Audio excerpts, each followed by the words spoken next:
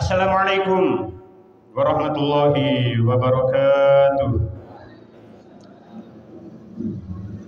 Talaban liridho ilahi ta'ala wa hadir rahim Nabi Muhammadin sallallahu alaihi wasallam ila alihi wa sahbihi wa dzurriyyati wa ahli baitil kiram ila jamil anbiya wal mursalin wa ila jamil malaikati wal muqarrabin wa jamil tabi'in wa tabi'in wa jamil ma'illah wal awliya ilahi makanu wa ila jamil muhaddisin wal mufassirin khususan Syekh Imam At-Tabari wa Syekh Abdul Qadir Al-Jilani wa Syekh Fakhruddin Ar-Razi wa Syekh Imam Al-Qurtubi wa Syekh Imam Ibnu Katsir wa Syekh Jalaluddin Al-Mahalli wa Syekh Jalaluddin As-Suyuti wa Syekh Sulaiman Al-Jamal wa Syekh Imam Asy-Syafi'i wa Syekh Imam Asy-Syaukani wa Syekh Mahmud Al-Alusi wa Syekh Nawawi Al-Bandani wa Syekh Ahmad bin Mustafa Al-Marawi wa Syekh Tahir bin Asyir wa Syekh Mutawalli Asy-Sya'rawi wa Syekh Tontowi wa Syekh Wahab Asy-Syuhaili wa Syekh Muhammad Ali Asy-Syabuni wa Syekh Quraisyab wa khususan laki Bisri Mustafa Rembang wa ila jamaah syekhina wa syekhi masyayikhina syauli lahumul Fatihah.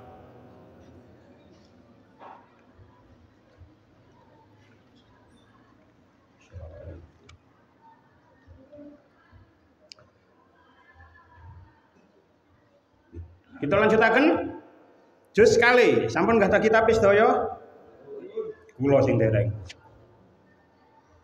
Ayo kene kitabe kula gak ada wis welek wis. Insyaallah samangke lek mboten salah tanggal 20 Muharram menawi. Jenengan bae sampean tulis 20 Muharram 1446 Hijriah nyoba mungkin lek diparingi panjang umur khatamila meh 3 tahun kas 2 tahun punjul mangke. Jenengan paringi tondo lek kaite ngaos niki berarti tanggal lek mboten salah 20 Muharram utawa lek tanggale sakniki 31 Juli nggih. 31 Juli. Pun. Kita lanjutaken surah Al-Baqarah ayat 112 kali. Qala Allah Ta'ala fil Qur'anil Karim. A'udzu billahi minasyaitonir rajim. Bismillahirrahmanirrahim. Sayaqulu as-sufaha'u minan nasi ma wallahum 'an qiblatihim allati kanu 'alaiha qul lillahil masyriq wal maghrib yahdi man yasha'u ila siratim mustaqim. Sayaqulu bakal padha ngucap sapa as-sufaha'u pira-pira wong kang padha bodho-bodho minan nasi saking menungsa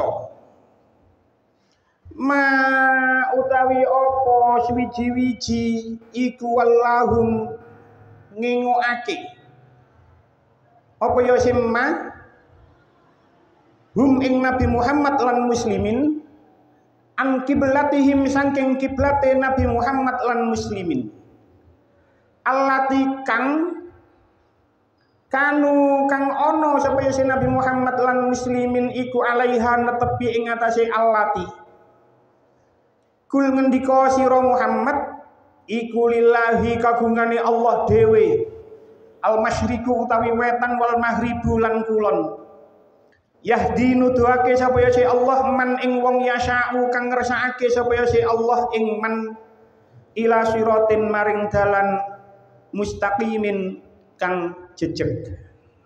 Kita waos syarahipun kita waos secara lengkap sampai 145 karena ini satu keterangan yang utuh. Kanjeng Nabi Muhammad sallallahu alaihi wasallam iku nalika isih ana ing Mekah sadurunge hijrah yen salat madhep marang kiblat Ka'bah. Kinten keterangan lebih lanjut. Yaiku kiblate eyangi Nabi Ibrahim. Barang Kanjeng Nabi Muhammad, barang Kanjeng Nabi pindah hijrah menyang Madinah anyar-anyaran, Kanjeng Nabi nampi dawuh supaya madhep kiblat Baitul Muqaddas. Saged diwaca Baitul Maqdis, saged diwaca Baitul Muqaddas. Perlune kanggo ngelulut atine wong-wong Yahudi kang fanatik marang Baitul Muqaddas. Kanjeng Nabi madhep marang kiblat Baitul Muqaddas iku suwene namung 16 utawa 17 wulan. Wis ana wong-wong Yahudi isih padha wae sedeng Kanjeng Nabi dhewe sak benere isih remen madhep kiblat Ka'bah. Amarga Ka'bah iku kejaba pancen kiblate eyange yaiku Nabi Ibrahim, madhepe Kanjeng Nabi marang kiblat Ka'bah iku luwih bisa narik marang Islame wong Arab. Saking kepingine Kanjeng Nabi diwangsulaken marang Ka'bah maneh, nganti Kanjeng Nabi sering ndangak mirsani langit kang nuduhake nemen anggone arep-arep tumekane wahyu. Dawuh pindah kiblat temenan bareng wis 16 utawa 17 wulan Kanjeng Nabi madhep Baitul Muqaddas. Kanjeng Nabi tampa wahyu kang surasane supaya Kanjeng Nabi sak umate madhep marang Ka'bah.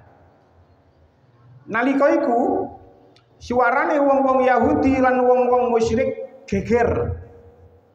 Apa iku wong madhep kiblat kok ngolah ngalih?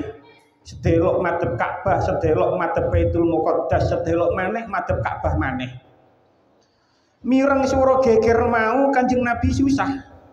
Nanging ora sepiro sebab sadurunge mangsa Kanjeng Nabi wis nampa dawuh kang surasane wong-wong bodho saking wong-wong Yahudi lan wong musyrik bakal mesti padha nyela anggone Kanjeng Nabi pindah kiblat.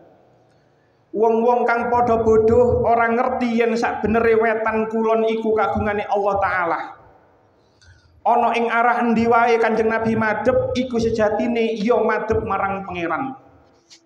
Dene anane perintah madhep Baitul Muqaddas utawa Ka'bah iku hikmahe manunggalake ngadepe umat Islam, sehingga ora namung ngadepe dodo wae kang manunggal, nanging uga ngadepe ati disuprih dening pangeran supaya uga manunggal.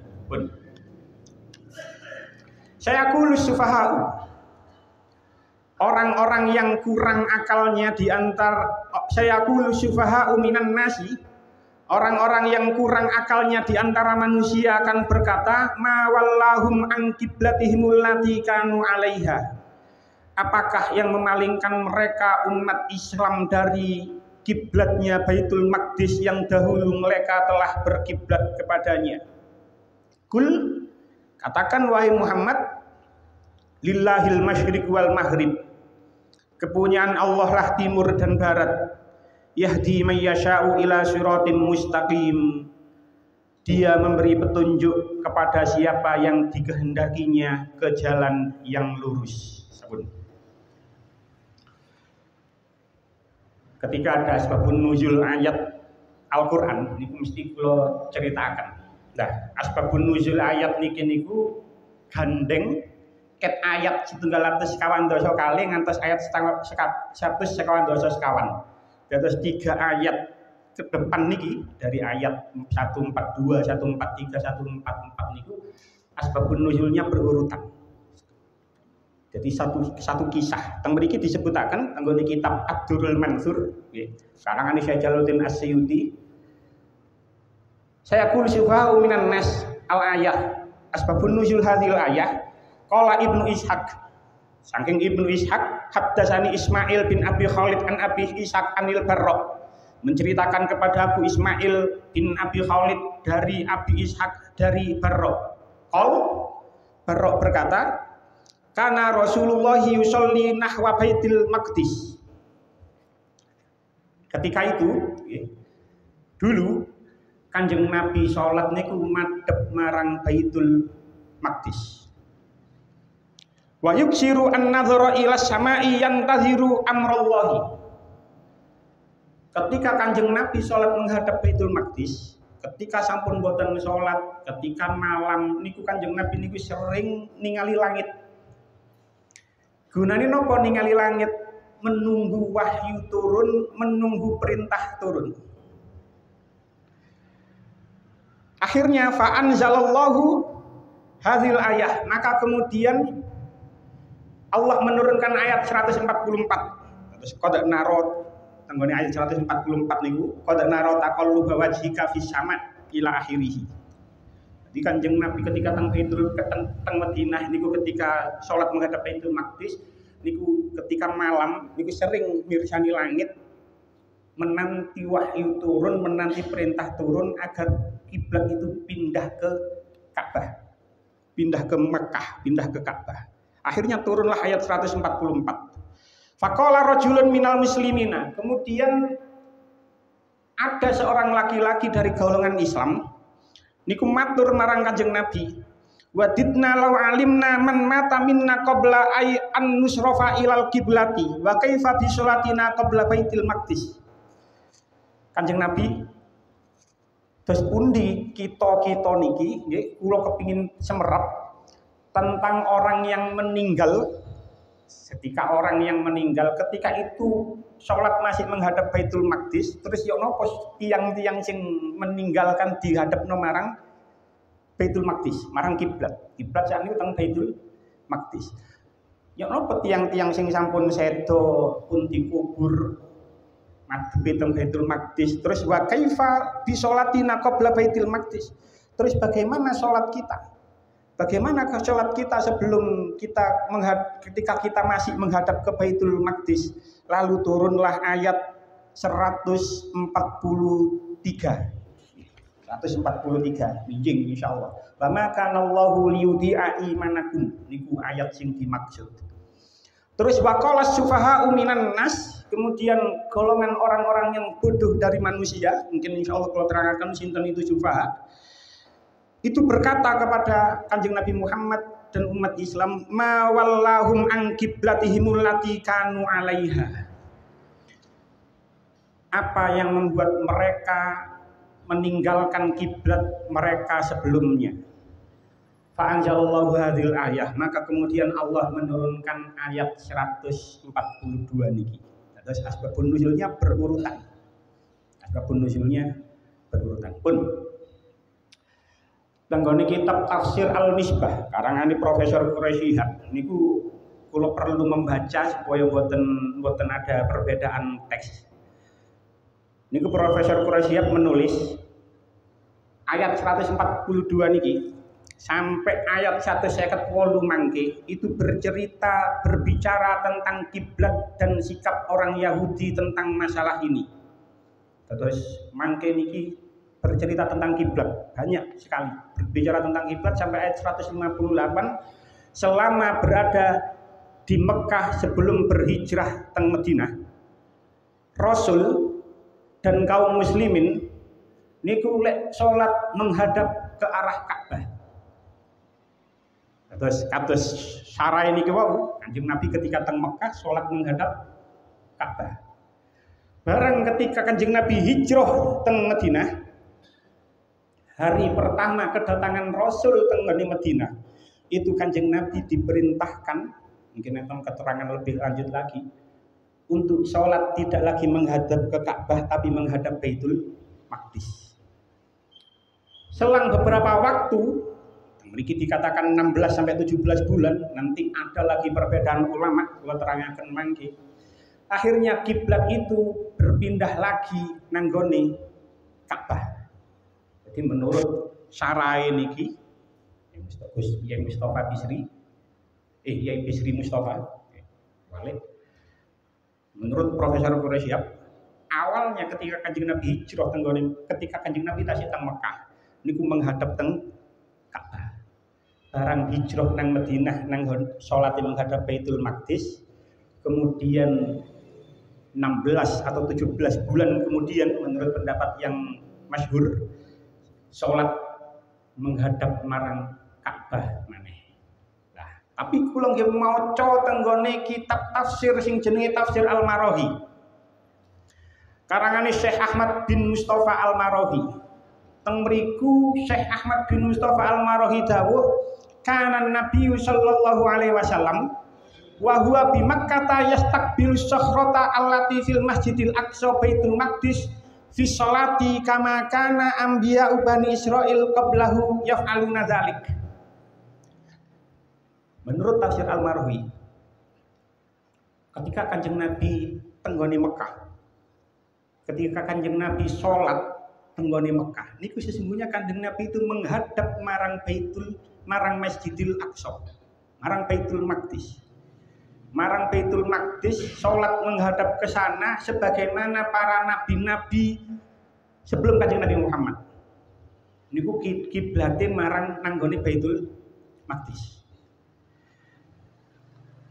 Lanjutane walakinnahu kana yuhibbu istiqbalal ka'bati wa yatamanna law hawwalallahu al-qiblata ilaiha. Tapi senaosa Kanjeng Nabi niku menghadap marang Baitul Maqdis, tapi Kanjeng Nabi niku remen ketika sholat tenggone Mekah. Niku Kanjeng Nabi niku remen lek sholat niku menghadap marang Ka'bah.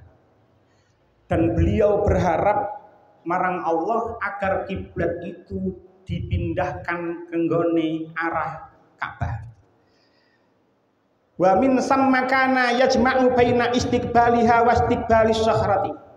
Kemudian Kanjeng Nabi itu mengumpulkan ketika berada di Mekah, Kanjeng Nabi niku mengumpulkan madhep nang karo-karone. Ya madhep nang Masjidil Aqsa, ya ngadhep nang nggone Ka'bah. Carane piye? Kemudian dikatakan fayusolli jihata junubil ka'bati mustaqbilan asyimala. Kemudian Nabi niku menjadikan Ka'bah itu berada di selatannya. Jadi Kanjeng Nabi niku berada di selatan Ka'bah. Kemudian mustaqbilan asyimala. Kemudian Kanjeng Nabi niku salat madhep arah lor. Terus Kanjeng Nabi ono nanggone kidule Ka'bah sehingga Kanjeng Nabi niku ngadepi ngalor. Falamma hajara ilal Madinati, kemudian ketika Kanjeng Nabi hijrah marang Madinah, sholat mustaqbilan Baitul Maqdis. Kemudian Kanjeng Nabi madhep marang Baitul Maqdis. Fahasbu li ta'adzuri al-jam'il jam'i bainahuma. Kemudian Kanjeng Nabi susah mengumpulkan niku mang mboten saged, dalam arti mboten saged sebab gak iso nglumpuhno ya lek nang nggone Mekah iso ngadep nang nggone ngalor nang nggone kidule Ka'bah iku iso ngadep Ka'bah ya iso ngadep marang Baitul Maqdis. Wa baqiya ala zalika sittata asyara syahron. Kemudian hal itu berlanjut sampai 16 bulan. Wa kana fi asna'iha yatawajjahu ilallahi ayyaj'ala al-Ka'bata hiya al-qiblata li annaha qiblatu Abi Ibrahim. Kemudian selama 16 bulan niku wau Kanjeng Nabi selalu berdoa agar kiblat itu dipindah nang nggone Ka'bah karena kiblat Ka'bah itu adalah kiblat nenek moyangnya yaitu Nabi Ibrahim. Jadi selama 16 bulan Kanjeng Nabi selama 16 sampai 17 bulan Kanjeng Nabi niku berharap agar kiblat niku dipindah nanggone arah Ka'bah. Jadi menurut pendapat sing niki tenggone kitab tafsir Al-Marawi, sejak tenggone Mekah itu Kanjeng Nabi itu sholat sudah menghadap ke arah Baitul Maqdis. Lek jenengan tasik eling ketika kula menerangkan ayat 115 dhisik, kula perlu nopo pas waktu niku kula sampai nyuwun papan tulis tenggone mriki. Tenggone ayat 115 singen kula nerangaken ayat walillahil masyriq wal maghrib fa inama tuwallu fasama wajhullahi innallaha wasi'un alim. Jenengan tasih inget nggih pada saat niku kula nerangno ayat 115 dengan keterangan saking tafsir Ibnu Katsir yang mana Imam Ibnu Katsir dawuh wa hadza wallahu a'lam. Menurut pendapatku wallahu a'lam ya terus Ibnu Katsir fihi tasliyatun lir Rasulillah sallallahu alaihi wasallam wa ashabihi. Ayat 115 niku adalah penghibur gawe Kanjeng Nabi Muhammad dan para sahabat. Kenapa? Alladzina akhraju min Makkah wa faraku masjidahum wa musallahum. Karena Kanjeng Nabi itu berpisah dari masjidnya, pindah nanggone Mekah pindah dari Mekah nang Madinah, pisah marang masjide, pisah marang tempat salate. Wa qad kana Rasulullah sallallahu alaihi wasallam yusolli bi Makkah ila Baitil Maqdis wal Ka'batu baina yadayhi.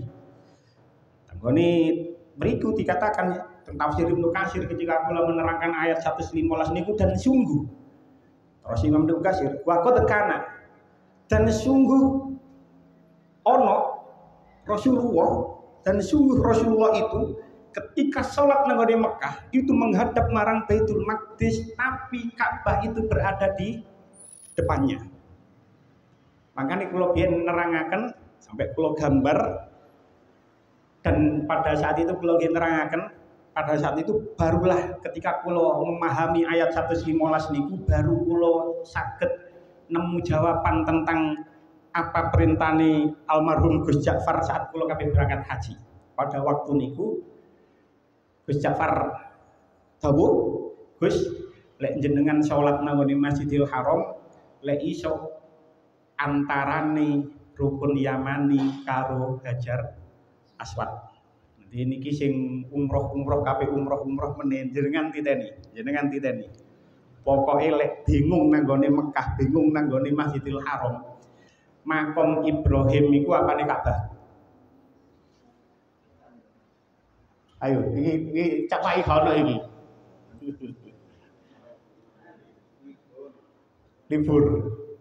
Ayo. Makom Ibrahim niku nggih, Makom Ibrahim iku wetane Ka'bah. Wis pokoke sampean titeni Makom Ibrahim iku wetane Ka'bah. Wetane Ka'bah. Jadi iki kulon. Andaikan iki Ka'bah, nggih. Berarti Makom Ibrahim nang gone wetan kene. Makom Ibrahim. Nah, Makom Ibrahim nang gone kuno, nggih, karena Makom Ibrahim nang gone kuno berarti kidule Ka'bah, nggih, kidul mriko. Berarti kidule Ka'bah niku kene rukun Yamani, kene Hajar Aswad. Lah, ketika Kanjeng Nabi tenggone Mekah, ketika sholat niku berada di sebelah sini, antara rukun Yamani, Hajar Aswad, Makom Ibrahim, Hijr Ismail. Kanjeng Nabi lek menghadap ke sini niku napa tujuane? Mengumpulkan dua hal. Nanggone depan beliau Ka'bah, nanggone arah ngalor adalah Baitul Maqdis. Jadi Kanjeng Nabi teng mriki niki Ka'bah berarti ngadep ngalor. Nah, barang Kanjeng Nabi tenggone Madinah, nggih, Kanjeng Nabi mboten saged malih madhep marang Ka'bah. Sebab napa? Sebab Kanjeng Nabi berada tenggone Madinah yang mana posisi Baitul Maqdis berada nanggone sebelah selatannya, sehingga Kanjeng Nabi ketika teng Madinah niku salat ngadep ngaler karena tenggone Baitul Maqdis. Bisa dipaham nggih? Mungkin mantun niku ketika proses perpindahan kiblat baru Kanjeng Nabi berbalik arah ngadep ngadep Ka'bah. Jangan menelek sing umroh sampeyan diteni lek nang Madinah lah ngadepi marang arah kiblatnya ke arah selatan. Arah itu. Gak ngulung gitu. Sampeyan diteni ae meneh. Pun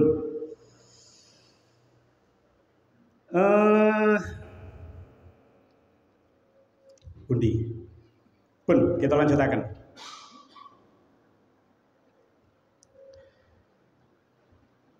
Gensip. Pun tenggone tafsir Fathul Qadir. Teng tafsir Fathul Qadir, Imam Asy-Syaukani ngendika wa inna faidata dzalika annal akhbara bil makruhi idza waqa'a qabla wuqu'ihi kana fihi tahwinan li sadaqatihi. Mengapa sih Gusti Allah itu memberikan kabar tentang sesuatu yang belum terjadi? Tetes ayat niki turun, itu proses perpindahan kiblat itu belum terjadi. Maka di tafsir As-Sawi dikatakan, itu dikatakan innal ayata minal akhbari bil ghaibi. Sesungguhnya ayat ini memberikan kabar sesuatu yang gaib. Sebab nopo? Proses perpindahan kiblat itu belum terjadi.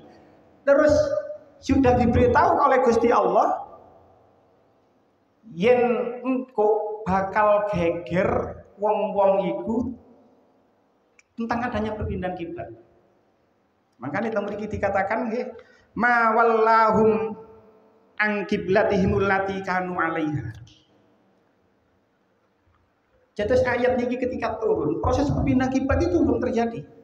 Tapi sudah dikabarkan meneh bakal perpindahan kiblat, meneh wong-wong itu padha geger. Kenapa kok sudah diberitahu oleh Allah? Jawabnya Imam Asy-Syaukani, sebab sesuatu yang tidak disenangi, sesuatu yang tidak kita senangi, itu kalau kita diberitahu sebelum kejadiannya, itu akan terasa ringan saat terjadinya. Jadi lek ono perkara sing gak kene senengi, terus kene wis diduduno lek bakal ngene, awak dhewe wis ono persiapan. Kok bakal ngene koyo ngene, wis ono persiapan. Kalau contohno misale mawon. Ono duda kepingin ngerabi rondo, terus rondo niki memang terkenal judes, terkenal galak. Duda iki guru ngerti, dikandani karo kancane, awak mulai seneng arek iku. Kono ojo kaget lho ya, arek iku judes, arek iku galak. Ketika sudah diberitahu koyo ngono, barang ketemu ambek areke temenan, ero lek judes temenan, ero lek galak temenan, wis ono persiapane. Jadi gak kaget. Begitu juga tentang perpindahan kiblat. Ketika ayat ini turun, kiblat belum dipindah, sudah diberitahukan tentang gegere wong-wong. Tapi Allah sudah memberitahukan kalau itu akan terjadi supaya orang-orang Islam itu bisa lebih siap menghadapi hal itu. Misalnya jenengan pindah manggoni omah anyar, terus omah niku bekasi uang, terus dikandani lek omah itu misalnya angker, bekasi ono wong bunuh diri dan lain sebagainya, banyak penampakan. Itu saumpama wis durung dikandani terus wis mlebu omah model kaya ngono, ketika ono penampakan langsung kaget. Tapi lek wis dikandani lek omah iki bekas pembunuhan, bekas bunuh diri, terus ono makhluk-makhluk astral seperti itu yang menampakkan diri, lek wis dikandani kaya ngono, ono penampakan temenan, wis gak sepiro kaget.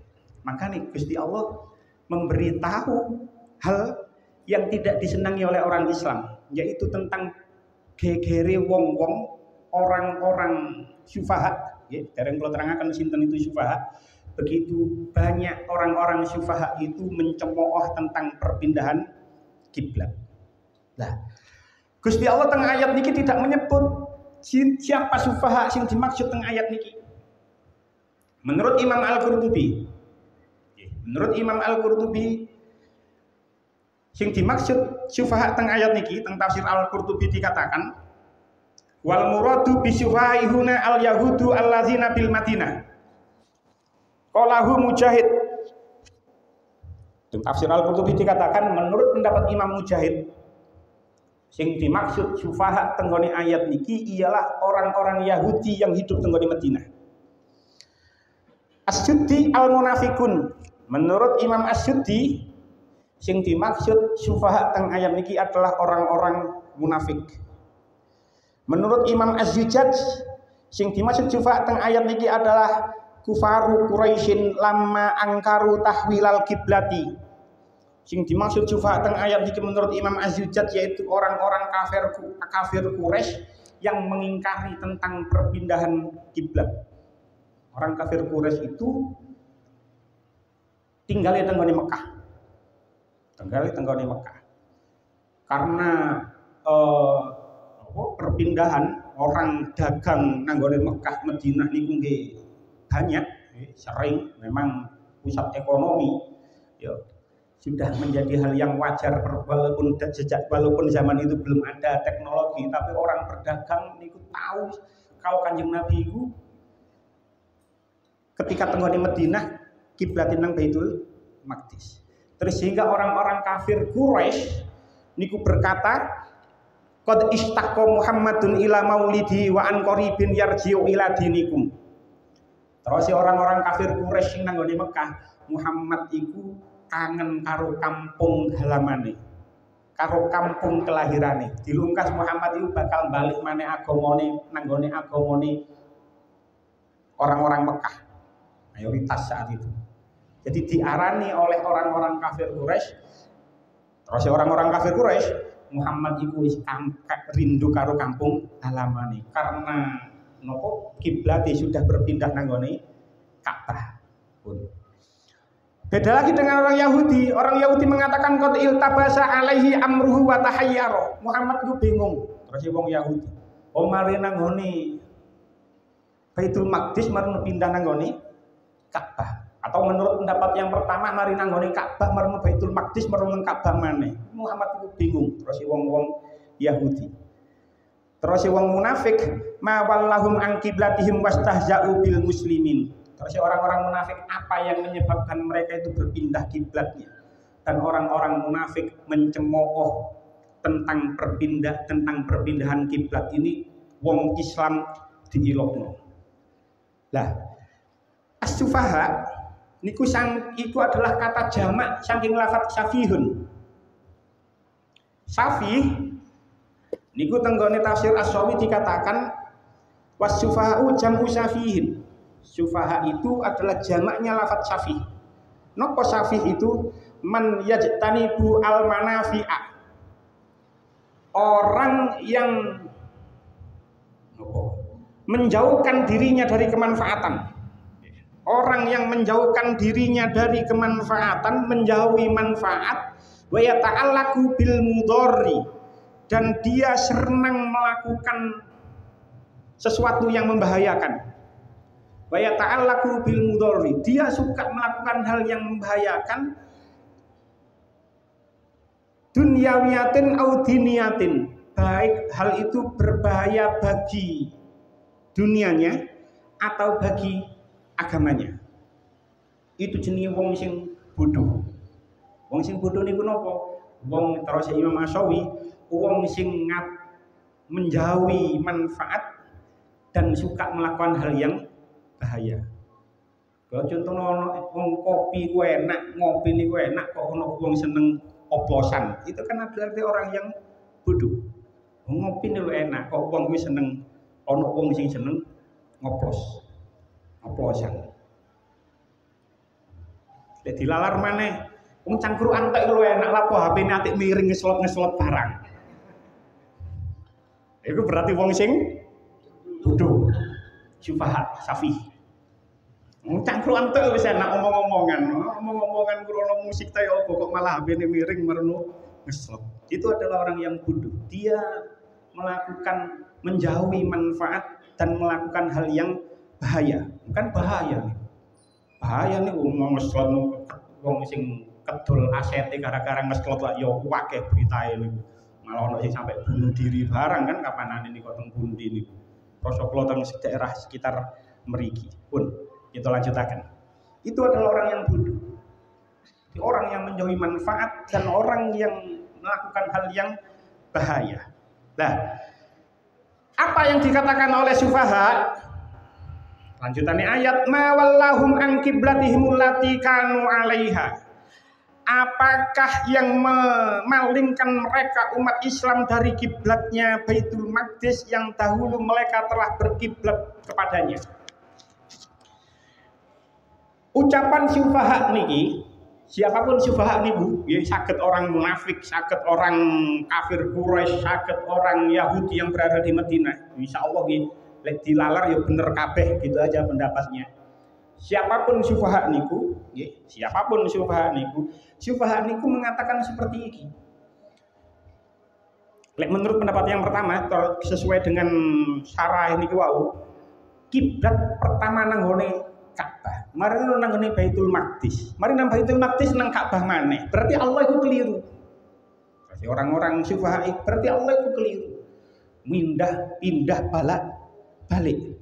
Atau memang ini tuh Muhammad, terus orang-orang sufaha, Muhammad itu berkelakuan seperti ini itu sesuai dengan hawa nafsunya. Wis kepingin nang Ka'bah ya Ka'bah, kepingin nang Baitul Maqdis ya nang Baitul Maqdis, kepingin nang Ka'bah mana ya kepingin balik nang gone Ka'bah mana.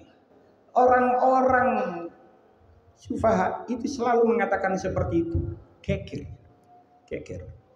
Ini peristiwa yang sangat besar ketika Kanjeng Nabi sudah hijrah nanggone Madinah. Proses perpindahan kiblat itu adalah proses yang sangat besar. Kata orang yang murtad karena adanya perpindahan kiblat. Saderenge kula menjawab nerangno jawabane Kanjeng Nabi Muhammad marang orang-orang syufaha, terlebih dahulu kula terangno berapa lama umat Islam tenggone Madinah niku salat nenggone Baitul Maqdis. Ulama berbeda pendapat. Tenggone tafsir At-Tabari niku dikatakan ikhtalafa ahlul ilmi fil muddati allati shallaha Rasulullah sallallahu alaihi wasallam nahwa Baitul Maqdis ba'dal hijrati. Ulama itu berbeda pendapat tentang berapa lama Kanjeng Nabi Muhammad setelah hijrah itu sholat menghadap marang Baitul Maqdis. Menurut pendapat yang pertama, dan ini pendapat yang masyhur, antara 16 sampai 17 bulan. Ini pendapat yang paling masyhur. Enten sing mengatakan 16 bulan, ada yang mengatakan bahkan mriki dikatakan secara persis, ada yang mengatakan 17 bulan 3 hari. Sebab ketika Kanjeng Nabi hijrah niku ketika dugi tenggone Madinah niku ketika itu tanggal Rabiul Awal. Terus ketika niku diceritakan seperti itu. Ada pendapat yang mengatakan seperti itu 17 3 hari. Jadi ada yang mengatakan 16 sampai 17 bulan. Pendapat yang kedua mengatakan antara 9 sampai 10 bulan. Ada yang mengatakan 13 bulan. Terus ulama berbeda pendapat tentang berapa lama sih Kanjeng Nabi beserta umat Islam itu sholat menghadap Baitul Maqdis ketika berada di Madinah. 16 17 antara 9 10, antara ada yang mengatakan 13 bulan. Nah, menurut suatu pendapat, nazala zalika ala Nabi sallallahu alaihi wasallam fi Masjid Bani Salamah. Ketika ayat perpindahan kiblat itu turun, ketika itu Kanjeng Nabi sholat nanggone Masjid Bani Salamah. Wa huwa fi sholati zuhri ba'da raka'ataini minha. Kemudian Kanjeng Nabi itu sholat zuhur baru angsal 2 rakaat. Sholat zuhur angsal 2 rakaat. Fatahawwala fi sholati. Kemudian Kanjeng Nabi itu berputar di tengah-tengah sholat. Fasummiya zalika Masjidal Qiblataini. Kemudian masjid itu akhirnya terkenal dengan julukan Masjid Qiblatain. Sing tahu umroh, sing tahu haji, nggih, lek melo travel niku insyaallah pasti diduduno, nggih, senajan hanya lewat kalau itu adalah Masjid Qiblatain. Tenggone mriku diceritakan menurut pendapat ini di tengah-tengah sholat zuhur Kanjeng Nabi niku angsal wahyu. Akhirnya Kanjeng Nabi itu berputar 180 derajat. Kula mboten bisa merekonstruksikan secara persis nggih. Ketika guru kula nerangno niku biyen nggih guru kula nggih mboten paham. Maksudnya merekonstruksikannya seperti apa niku ya napa? Perpindahan kiblat niku teko Baitul Maqdis nanggone Ka'bah. Niku di tengah-tengah salat zuhur ketika Kanjeng Nabi salat angsal 2 rakaat. Cuman teng mriki diterangaken kula nggih tasih muskil. Kula wacana nggih ya. Inna Rasulullah sallallahu alaihi wasallam qad istaqbalal kiblati aw qala al baitul haram. Sesungguhnya Kanjeng Nabi itu nggih salat menghadap ketika oleh 2 rakaat niku marang langsung ana wong liwat. Niku langsung kula potong karena redaksinya cukup panjang. Enten wong sing liwat terus ngomong nang gone jamaah. Iki makmum masbuk gampangane. Ana wong sing teko jek teko marang ngomong, "He, Kanjeng Nabi madhep marang gone Baitul Haram, Masjidil Haram."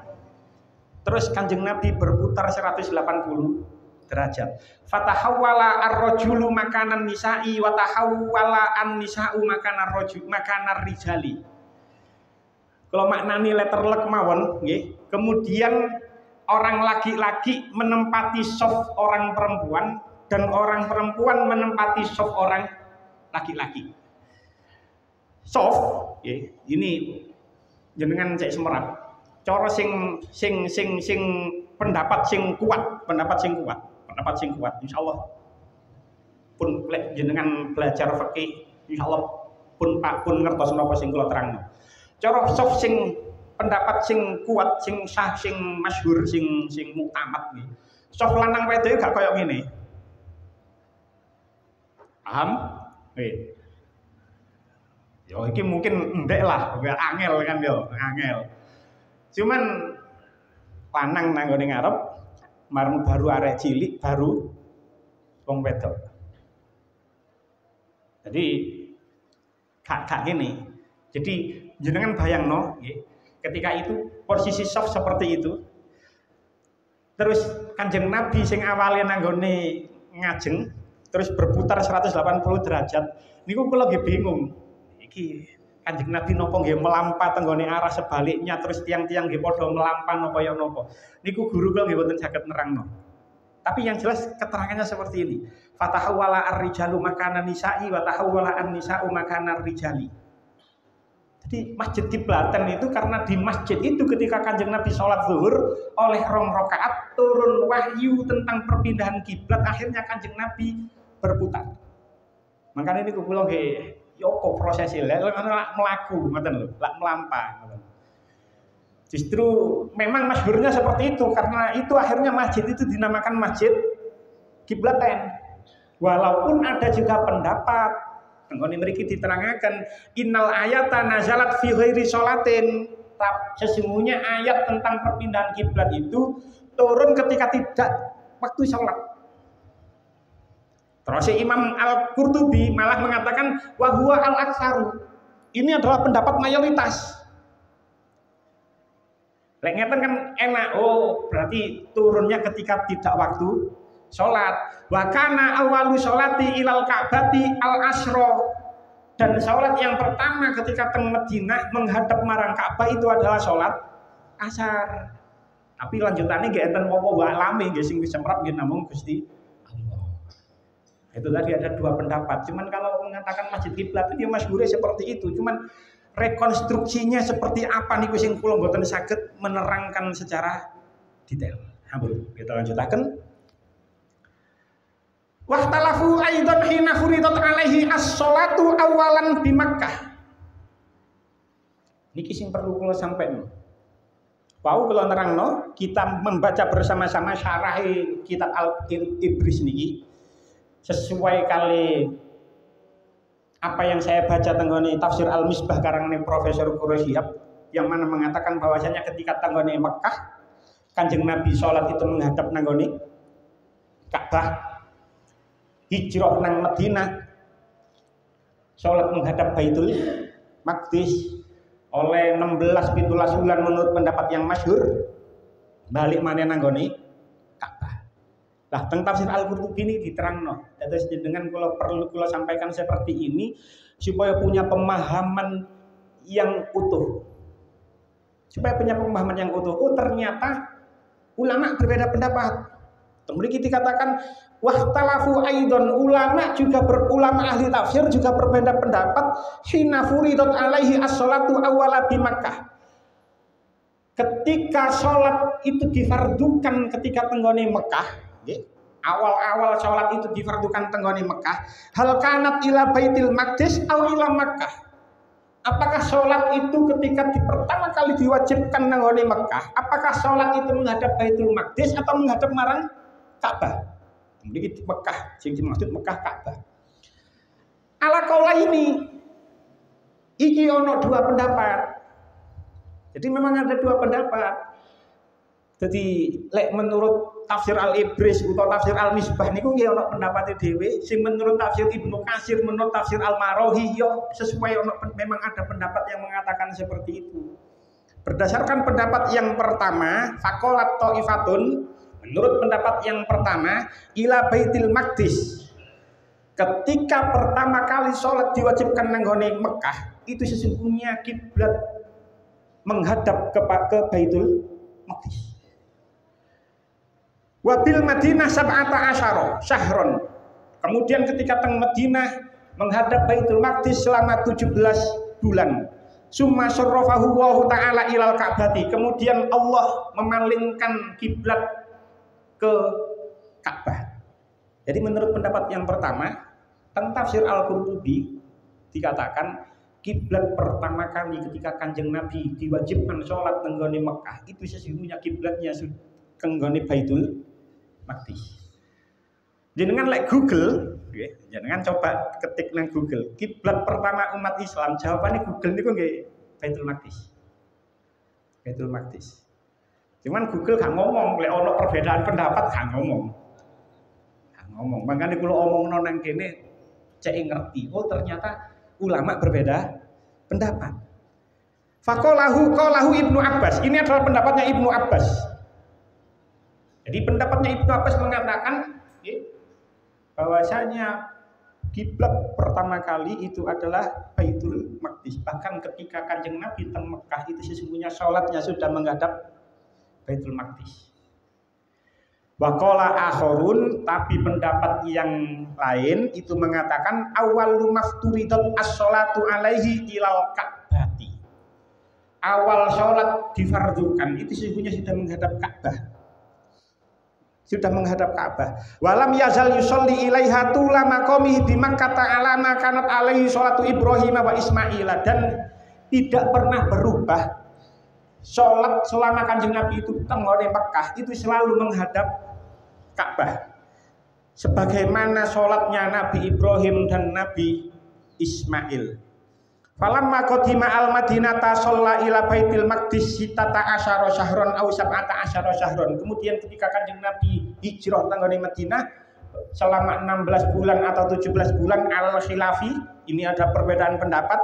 Summa syarrafahu ilal Ka'bati. Kemudian Allah memalingkan kiblat dari Baitul Maqdis balik maneh nanggone Ka'bah. Jadi menurut pendapat sing kedua, awalnya yang Ka'bah. Ya koyok tafsir Al-Misbah kaya tafsir Al-Ibris niki awale Ka'bah mari nang Baitul Maqdis mari ngono nanggone Ka'bah maneh pun masih akeh iki.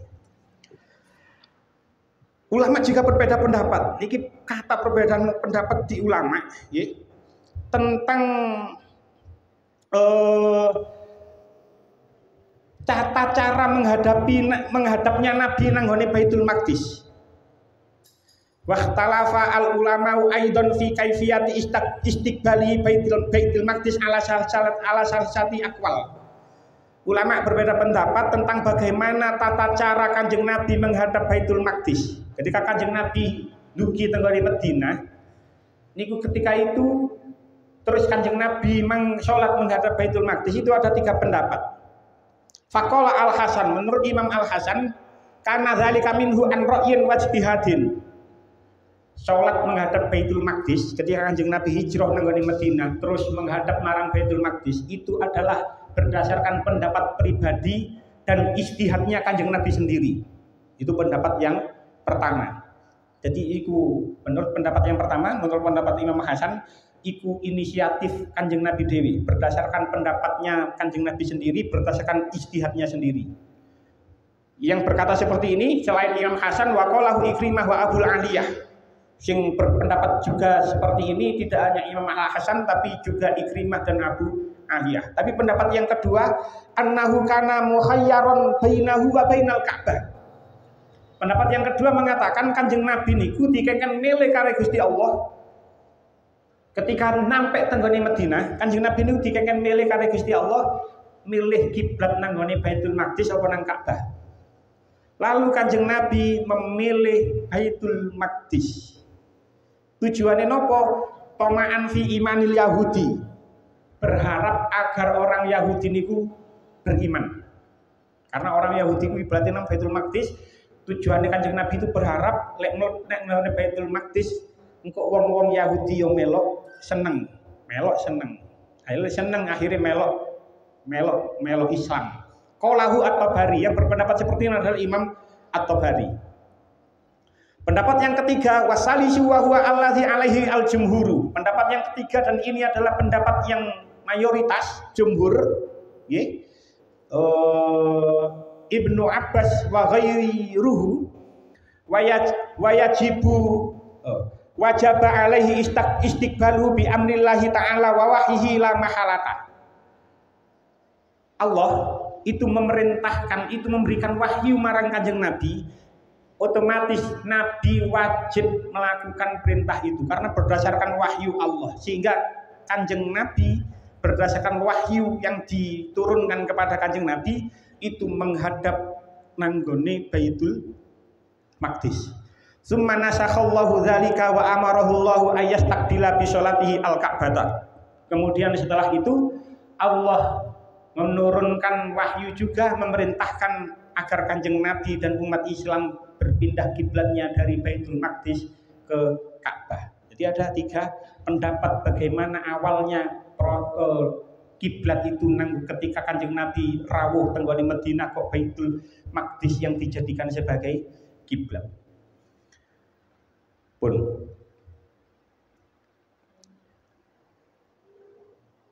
ulama juga berbeda pendapat. Ulama juga berbeda pun niku mawon. Lah, apa jawaban orang-orang Islam? Apa jawaban Kanjeng Nabi Muhammad? Apa jawaban Kanjeng Nabi Muhammad? Ketika orang-orang sufaha minan nas niki padha geger kabeh. Lanjutannya ayat kullillahil masyriqu wal maghrib. Kepunyaan Allah lah timur dan barat. Nanti maksudnya napa? Maksudnya ayat niki dikatakan teng mriki aqamahu hujjatan ailahu mulkul masyariqi wal magharibi wa ma bainahuma. Allah memberikan sebuah argumentasi sing duwe arah wetan, sing duwe arah kulon itu Gusti Allah. Dan apa di antara keduanya, di antara timur dan barat itu adalah punya Allah. Falahu ayyamura bitawajjuhi ila ayyi jihati syaa. Ya sakarpe Gusti Allah memerintahkan sholat menghadap mana sebagaimana sesuai apa yang dikehendaki oleh Allah. Lek pancen Allah kersa nanggon apa dikengken madhep Baitul Maqdis pancen kersane Gusti Allah kaya ngono. Dipindah nang ngene Ka'bah ya pancen Allah ngersana kaya ngono, wong pancen arah timur arah barat itu punya Gusti Allah. Lanjutannya ayat yahdi mayyasha'u ila siratim mustaqim. Ini adalah isyarat terhadap hidayah yang Allah berikan kepada orang yang dikehendaki. Terus nggih Allah pancen memberikan hidayah terhadap seseorang yang dikehendaki. Dan kula kali panjenengan kedah syukur angsal hidayah iman, angsal hidayah Islam kados sak mangken iki. Sebagai penutup, Allah memang tidak menjelaskan secara detail kenapa kok kiblat itu berganti. Apapun itu, ono sing ngomong Mekah, Baitul Maqdis, Mekah dalam arti Ka'bah atau Baitul Maqdis nang ngene Ka'bah, itu memang tidak dijelaskan secara detail mengapa kok Allah itu memindahkan kiblatnya. Kiblat orang Islam itu tidak dijelaskan secara detail. Tapi apapun itu, apalagi yang berurusan dengan ibadah mahdhah, ibadah murni, itu tidak perlu pengetahuan manusia tentang sebabnya. Wis mboten ditak apa sebabe, apa hikmahe, tidak perlu dipertanyakan. Kita wajib percaya dan mengamalkan. Wis itu saja. Sudah tidak, jangan kau tanyakan lagi apa sih kok dipindah-pindah koyo ngono. Jangan tanyakan lagi. Lek Gusti Allah wis ngersana koyo ngono, ya wis. Memang seperti itu. Jadi apa yang menjadi alasan Imam At-Tabari tenggone wau sing kula terangno bahwasanya Kanjeng Nabi itu berharap tenggone Baitul Maqdis niku supaya orang-orang Yahudi niku senang terus akhirnya mereka masuk Islam. Bisa saja tidak seperti itu. Bisa saja karena pada saat tenggone Madinah lek ngadep nang gone Ka'bah, tenggone Ka'bah niku masih banyak berhala di sekitar Ka'bah. Lok bolak-balik matur ketika itu di sekitar Ka'bah itu ada 360 berhala. Atau bisa juga karena Mekah atau lebih tepatnya karena Ka'bah itu berada di wasat. Tenggone ayat selanjutnya, nggih, tenggone ayat selanjutnya, wa kadzalika ja'alnakum ummatan wasaton. Atau bisa juga karena memang Ka'bah atau Mekah itu berada di tengah-tengah atau di pusat bumi. Dados benjing insyaallah menerangkan tentang Mekah, tentang Ka'bah yang berada di pusat bumi. Jenengan benjing ngaosnya benjing niku insyaallah lek diparingi nggih, diparingi lancar.